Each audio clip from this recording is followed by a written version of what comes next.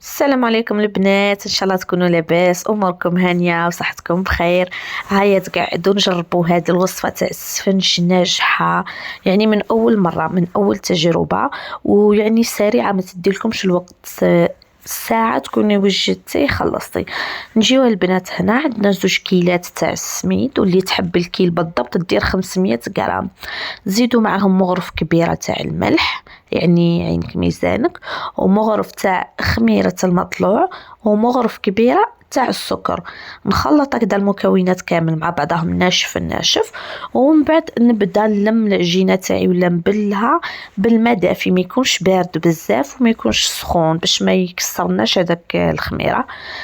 نعجنها واحد ال5 دقائق ماكسيموم هكذا باش يتفاعل كلش مع بعضه.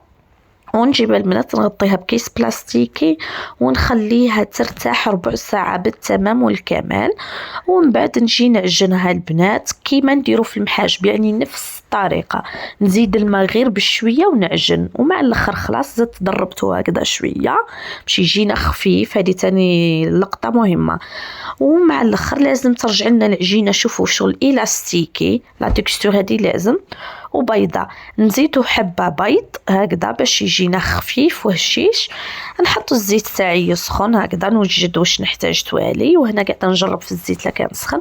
ونبدا البنات هذه الطريقه، شمخي البلان دو طرافاي تاعك بالزيت ولا بالماء، وفتحي هكذا الحبه وقليها. هذه تساعد المبتدئات، لكن انا نستعمل هذه الطريقه، نلوزها بين يدي هكذا، شغل انا والفت هذه الطريقه.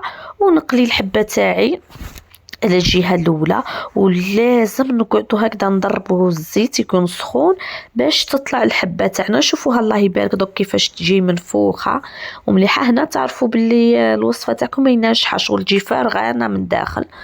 ونكمل البنات لا كونتيتي اللي عندي كومبلي بهذه الطريقه، نقليها على الجهه هذه ومن بعد نقلب على الكوتي الاخر حتى نكملو. دونك البنات اللي كانوا وصلتوا هنا، ما بقى لي غير نقول لكم دمتم في رعايه الله وحفظه، وما تنسوش لايك واشتراك، والسلام عليكم.